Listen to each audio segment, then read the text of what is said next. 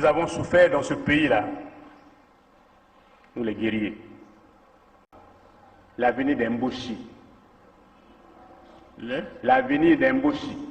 L'avenir d'Mboshi.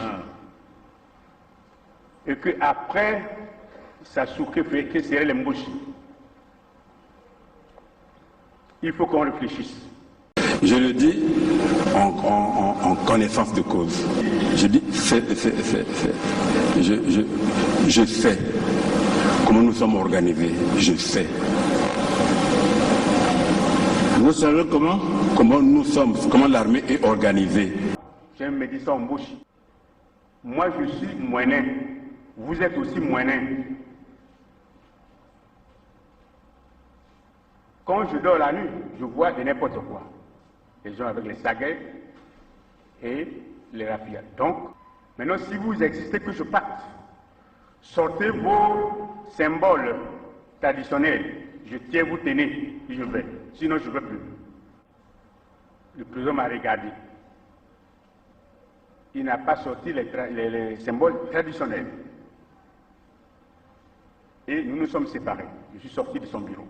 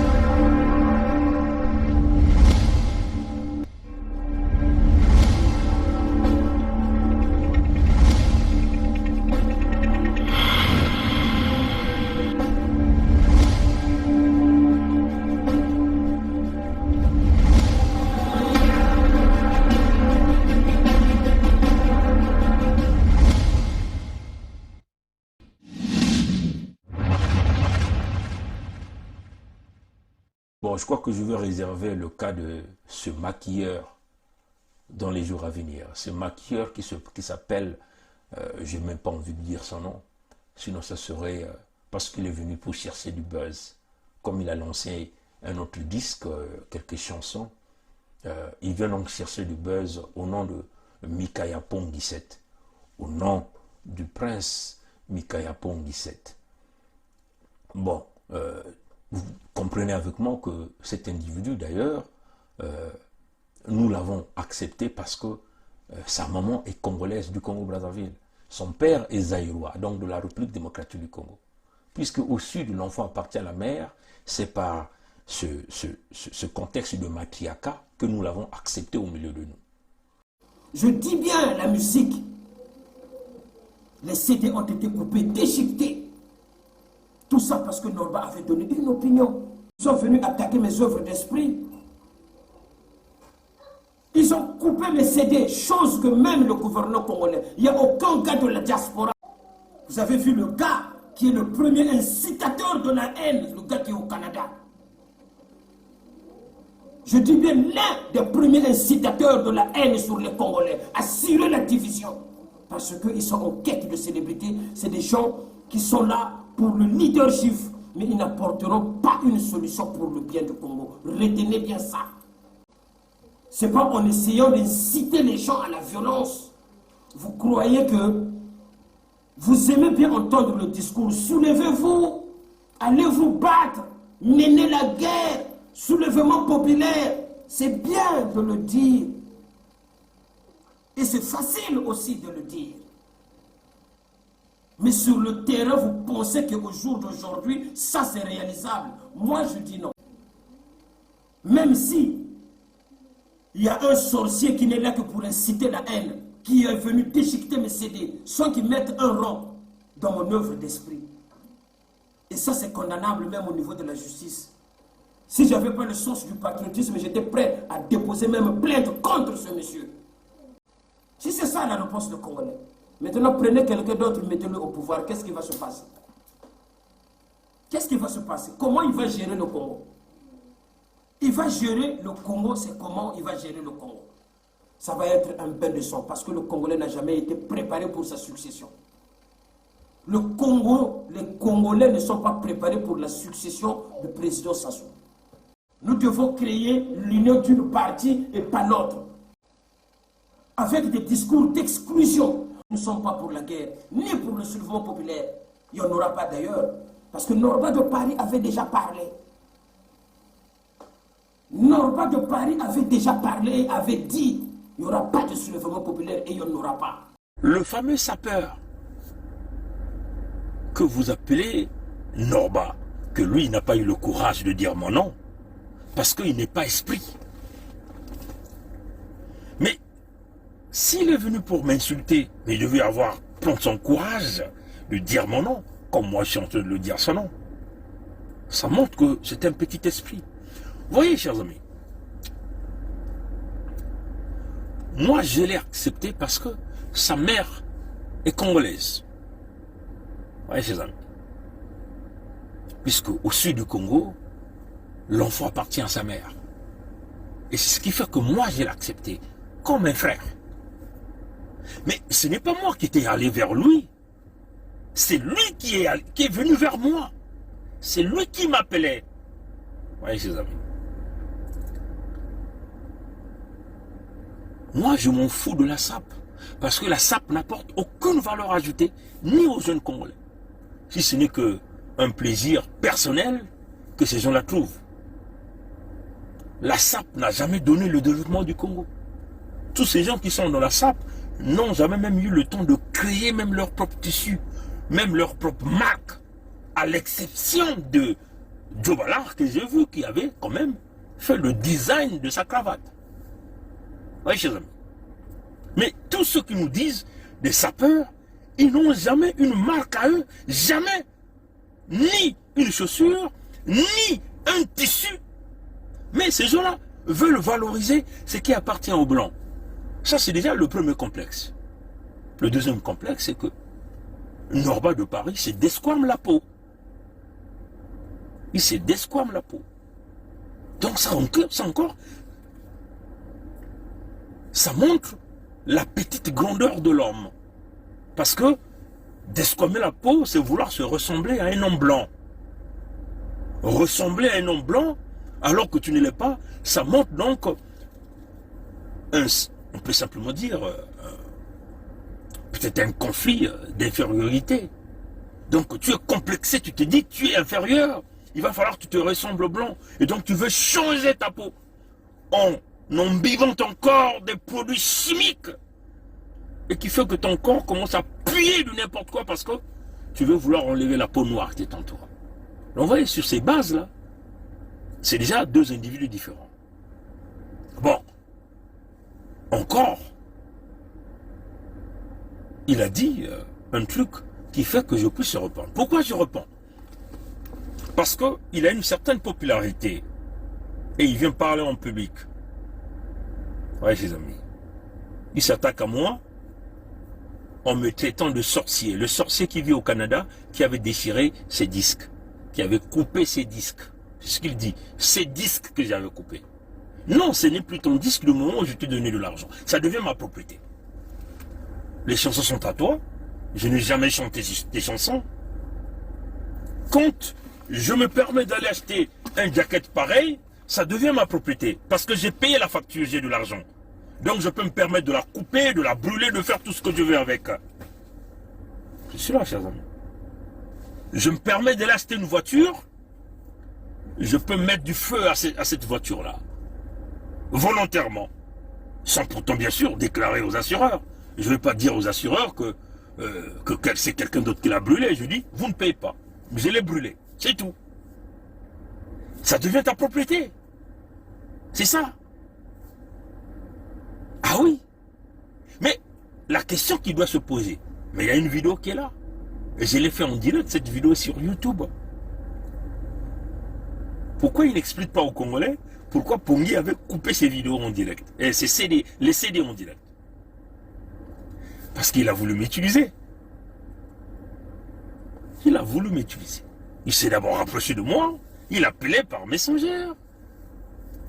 Il appelait par Messenger. Je le répondais. Il m'appelait Tonton Bernard. Ouais, chers amis. Quand il faisait son disque, déjà, il ne connaît pas chanter. C'est ça qui est la vérité. Il force. C'est ça qui est la vérité. Il ne connaît pas chanter. Il ne connaît pas chanter. Il force. Il y a beaucoup de petits qui ont du talent.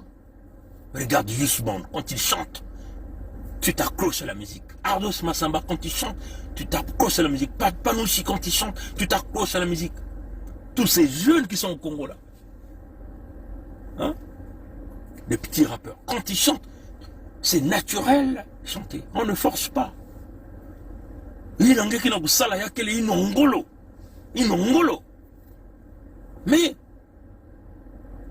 il a voulu m'utiliser. Il m'appelle. Il faut faire la publicité, la promotion du disque. Vous voyez, on combat ensemble, nous sommes tous les résistants. On combat contre le régime Sassou. C'est ce qu'il me dit. Puisque je voyais aussi des actes, il faisait des vidéos, il me montrait que c'est quelqu'un dans le combat. Moi j'ai fait plusieurs vidéos où j'ai fait... Les vidéos sont là sur YouTube, partout, ça y est. Où je demande au peuple congolais de soutenir Norma parce que c'était un résistant. Ah oui. Même s'il n'y a pas 5000 personnes que j'ai mobilisées, mais je suis convaincu que par ma petite visibilité, par rapport à ce que je parle, il y a des Congolais qui écoutent, il y a les gens des autres communautés qui écoutent. Il y a aussi ceux qui sont convaincus des paroles qu'on arrive à dire. Quand on dit soutenez un tel, il est avec nous. Et moi j'étais très clair, je dis, on ne veut pas que nos musiciens se retrouvent entre les mains de la dictature. Donc il faut les soutenir pour qu'ils continuent de faire la musique tout en étant parmi les nôtres. Et c'est ça que j'ai demandé au peuple du Congo, même au peuple africain de le soutenir. Les gens ont acheté ces disques.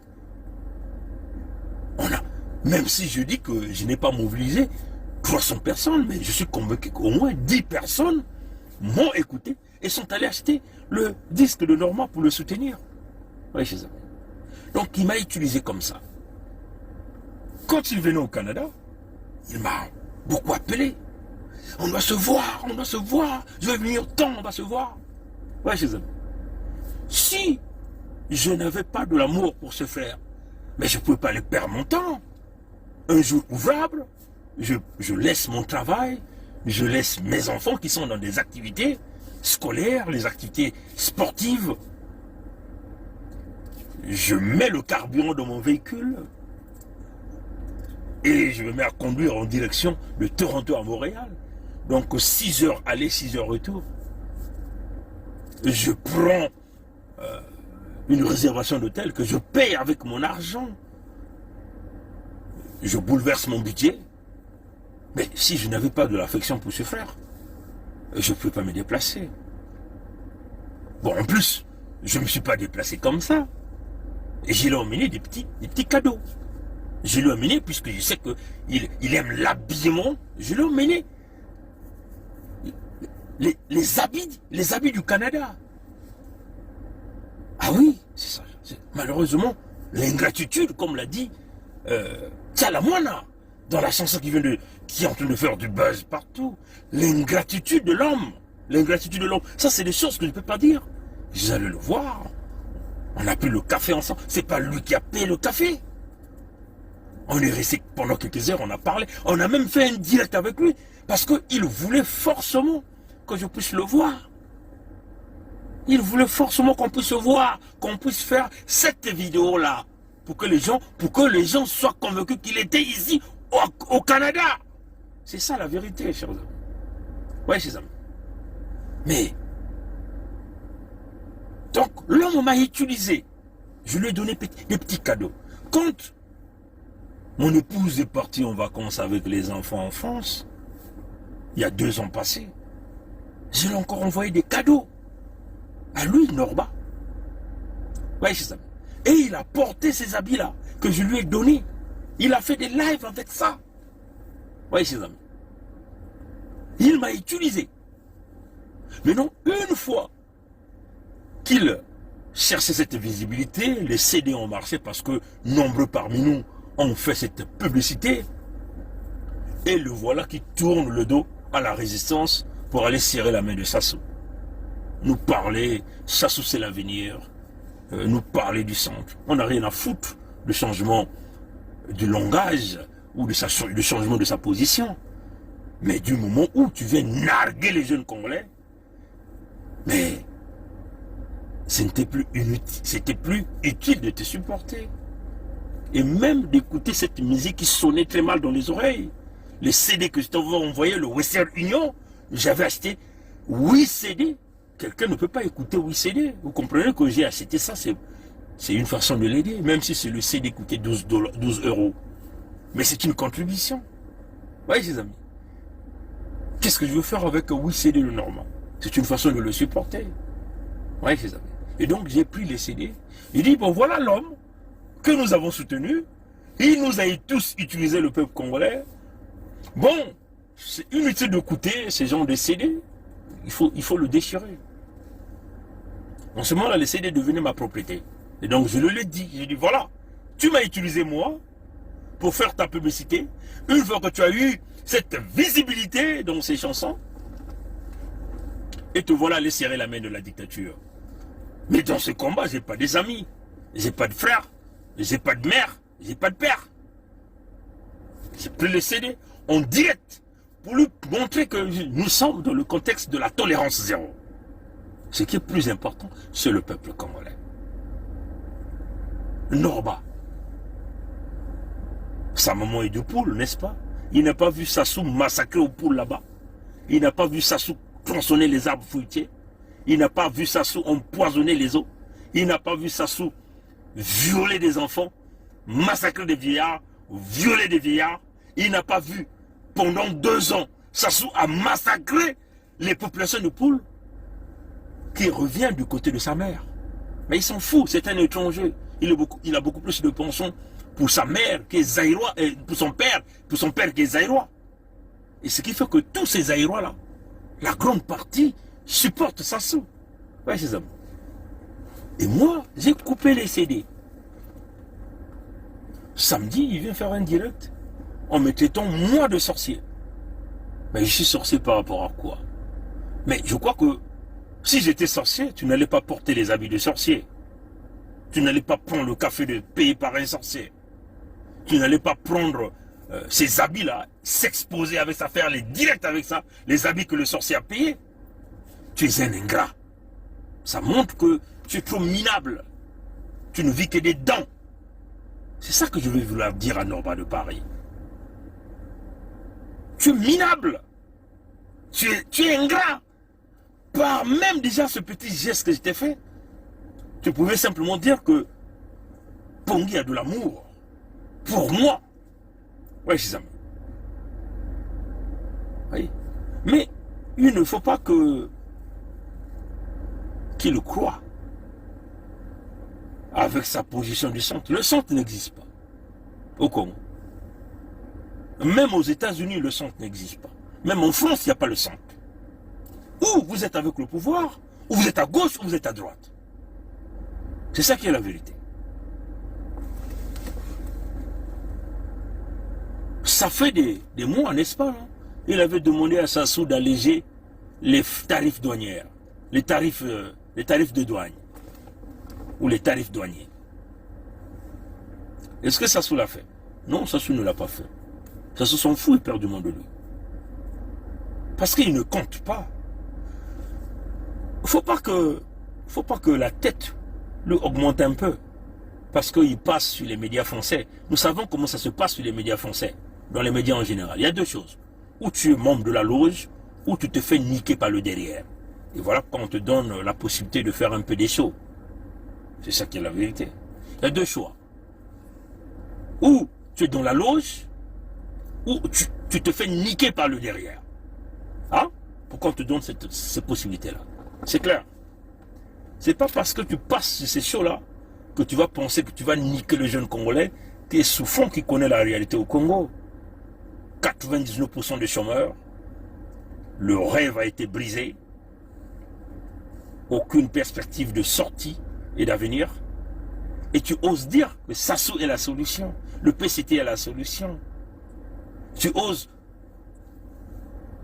tous les jours quand tu fais des directs, tu ne fais que cultiver de la peur dans les cœurs des jeunes Congolais pour dire, attention, si vous sortez, Sassou va vous canarder. Mais ça montre que tu travailles pour Sassou. Ça montre que tu ne comptes que sur ton ego, ton égoïsme. C'est-à-dire que tu ouvres une brèche, que tu as tendu la main à Sassou, et que tu veux aller faire montrer tes habits, que d'ailleurs les gens t'ont acheté. Parce que, c'est clair, moi je me rends compte que tu n'as rien acheté avec ton argent. Tu ne vis que des dents. C'est ça qui est la vérité. Oui, tu as porté les habits du sorcier Pongui. Je dis bien, du prince Mikaya Pongui, tu as déjà fait porter. Tu as déjà fait habiller moi, Pongui. Oui. Alors qui est ridicule? Je n'ai jamais mangé chez toi. Mais ton ingratitude, c'est quoi? Mon épouse est partie, tu as reçu les cadeaux, mais tu n'as même pas eu le courage d'aller rencontrer mon épouse, ni même mes enfants quand ils sont venus en France. Tu vois, comme une fois tu es minable, mais tu as quand même reçu les cadeaux. Vous voyez, ça montre que tu es trop petit, tu es trop mesquin. Tu vois ce Norba de Paris qui se dit sapeur, ça montre l'ingratitude de l'homme. Hein?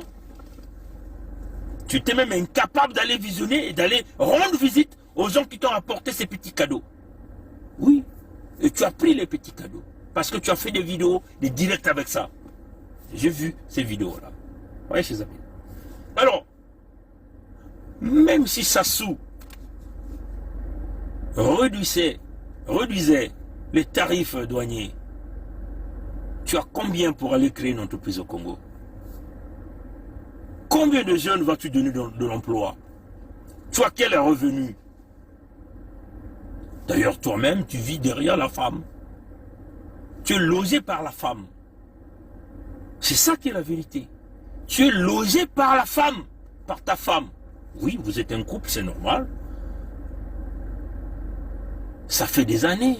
Même des petits qui sont venus après toi en France sont devenus des propriétaires en France. C'est ça qui est la vérité. C'est ça la réalité. Tu crois que les jeunes du Congo t'attendent de toi pour aller créer des entreprises? Quel est le Congolais sérieux de la diaspora qui va aller créer une entreprise au Congo avec ce système mafieux?